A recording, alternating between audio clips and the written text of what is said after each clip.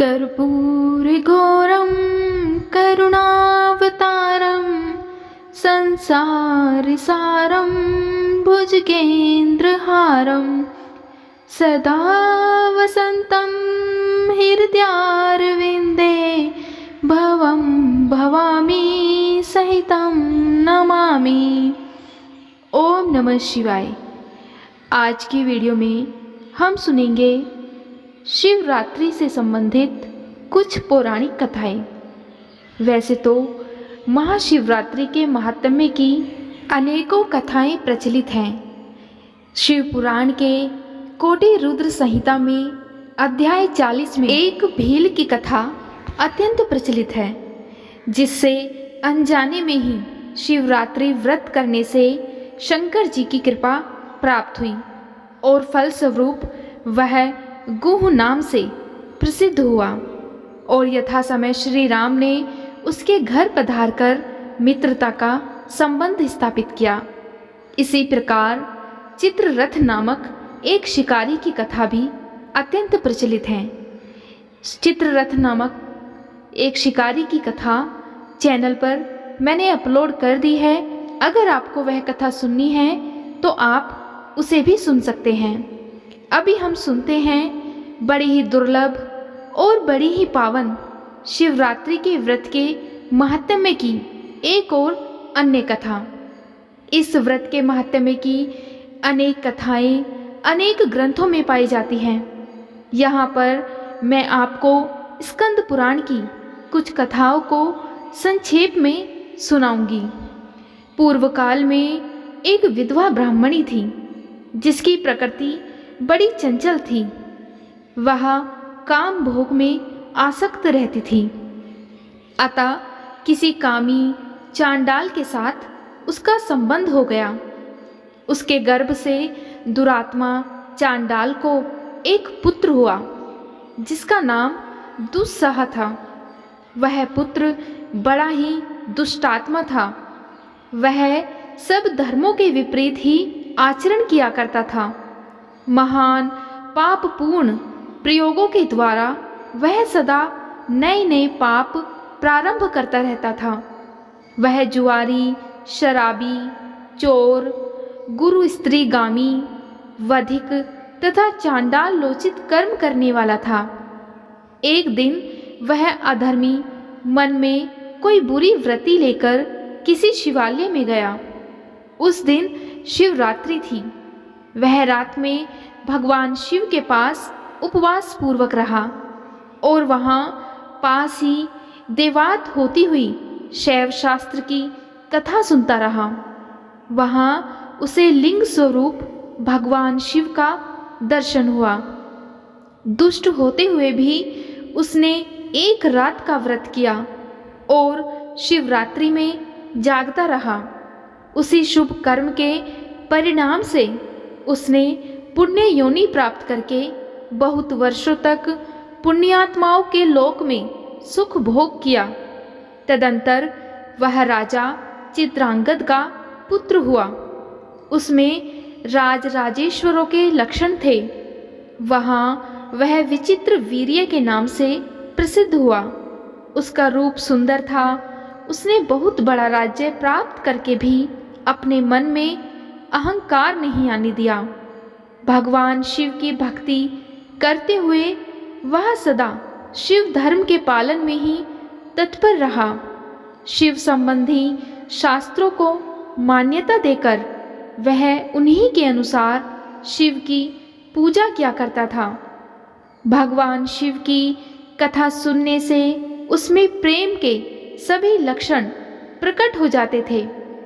उसे शिव जी की प्रेम लक्षणा भक्ति प्राप्त हुई। भगवान शिव के ध्यान में निरंतर संलग्न रहने के कारण उसकी आयु व्रत में ही बीती। भगवान शिव इस संसार में पशुओं तथा ज्ञानियों को समान रूप से सुलभ हैं। शिवरात्रि के उपवास से उस राजा को उत्तम ज्ञान प्राप्त हुआ। उस ज्ञान से सब प्राणियों में निरंतर समभाव का अनुभव हुआ। तत्पश्चात यह अनुभव हुआ कि इस संसार में कहीं कोई भी ऐसी वस्तु नहीं है जो भगवान शिव से रहित हो। राजा विचित्रवीर्य यह ज्ञान प्राप्त करके भगवान शिव के अनन्य प्रिय भक्त हो गए। शिवरात्रि के उपवास से उन्होंने सायुज्य मुक्ति प्राप्त कर ली और उसी पुण्य के प्रभाव से उन्होंने शिव जी की लीला में योग देने के लिए शिव जी से ही दिव्य जन्म प्राप्त किया।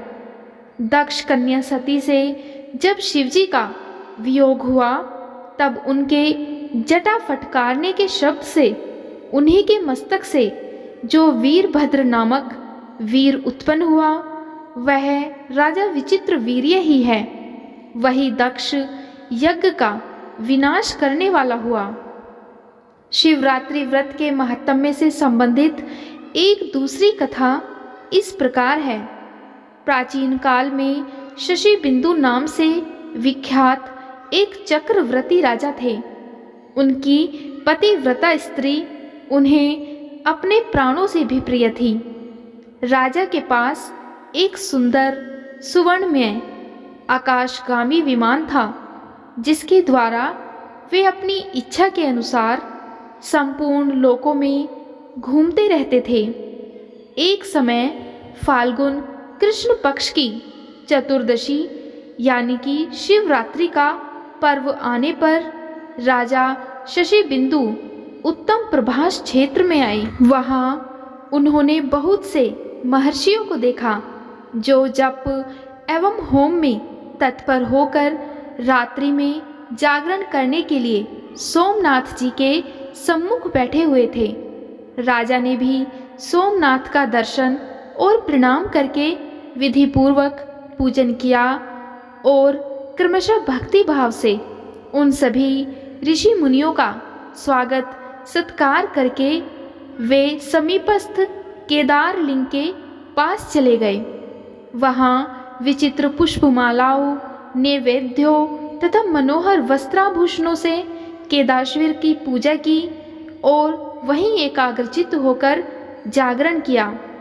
तब वे सब मुनि कौतूहलवश राजा के समीप गए और इस प्रकार बोले, राजन, तुम सोमेश्वर देव को छोड़कर केदार जी के आगे जो जागरण और पूजन करते हो, इसका क्या कारण है? राजा ने कहा, विप्रवरो, आप लोग सुने, यह मेरे पूर्व जन्म का वृतांत है। पहले जन्म में मैं ब्राह्मणों की पूजा करने वाला शूद्र था। मेरी जन्मभूमि सौराष्ट्र देश में थी। एक समय वहाँ भयंकर अनावृष्टि हुई। उस समय मैं भूख से व्याकुल होकर प्रभास क्षेत्र में चला आया।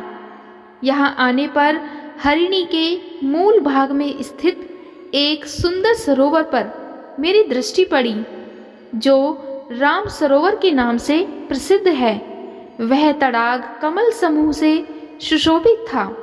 मैं थका मांदा तो था ही, उस सरोवर को देखकर मैंने उसमें स्नान किया तथा देवताओं और पितरों का तर्पण करके उसके स्वच्छ जल को पिया।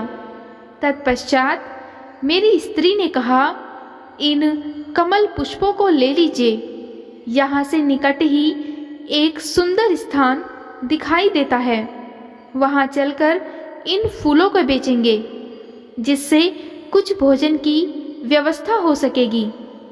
पत्नी के यों कहने पर मैं जल के भीतर उतरा और बहुत से कमल के फूल लेकर नगर की ओर चला। वहाँ पहुंचकर सड़कों, चौराहों और तिमुहानियों पर घूमता रहा, परंतु किसी ने भी मेरे फूल नहीं लिए। इतने में दिन डूब गया और मैं अपनी पत्नी के साथ एक मंदिर में आकर सो गया। वहाँ स्त्री सहित मुझे भूख अधिक पीड़ा देने लगी। इतने में मैंने देखा किसी देवालय में होम और जागरण हो रहा है। तब मैं भी उठकर वहाँ गया और रुद्रेश्वर नामक वृद्धि लिंग यानी कि केदाश्वर का दर्शन किया।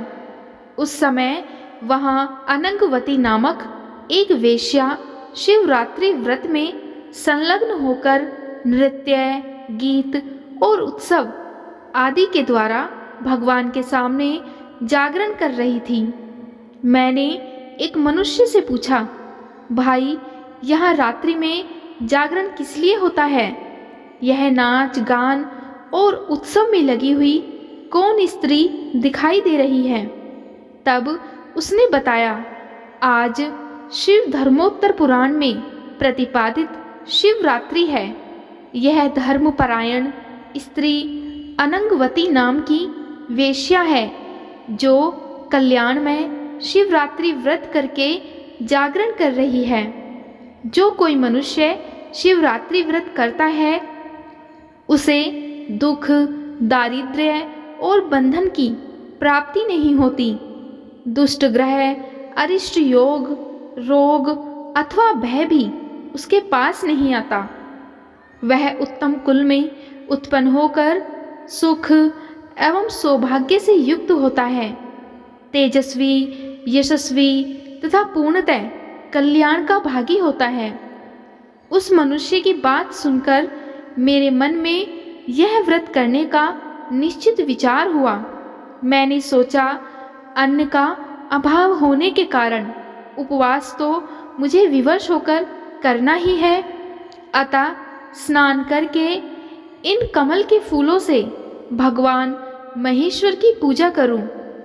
तब मैंने स्त्री सहित स्नान करके भक्ति भाव से कमल के फूलों द्वारा भगवान रुद्रेश्वर का पूजन किया। पत्नी के साथ रात भर वहां जागता रहा और सवेरा होने पर वेश्या ने मुझसे कहा, अपने फूलों का मूल्य 3 भार सोना ले लो। परंतु मैंने सात्विक भाव का आश्रय लेकर उसका दिया हुआ मूल्य स्वीकार नहीं किया। भिक्षा मांगकर जीवन निर्वाह करने लगा। दीर्घ काल के पश्चात मेरी मृत्यु हुई। उस समय यह मेरी प्राण प्यारी पत्नी मेरे शरीर को लेकर चिता की आग में प्रवेश कर गई। उस पूजन और जागरण के प्रभाव से मैं पूर्व जन्म की बातों को स्मरण रखने वाला चक्रवर्ती राजा हुआ। एक बार संयोगवश यह व्रत किया था जिसका यह महान फल प्राप्त हुआ। अब मैं भक्ति भाव से यथावत सामग्री के साथ जो इस व्रत का पालन करता हूँ, इसका भविष्य में क्या फल होगा यह मैं भी नहीं जानता। यह सुनकर उन ब्राह्मणों के नेत्र आश्चर्य से खिल उठे। उन्होंने साधु साधु कहकर राजा की भूरी भूरी प्रशंसा की। उन्होंने स्वयं भी उस स्वयंभू लिंग का पूजन किया। राजा शशिबिंदु उस केदार लिंग के प्रसाद से देव दुर्लभ उत्तम सिद्धि को प्राप्त हुए। अनंगवती वेश्या शिवरात्रि व्रत तथा केदार लिंग के प्रभाव से रंभा नामक अप्सरा हुई। इसी तरह से ये कथा यहीं पर समाप्त होती है।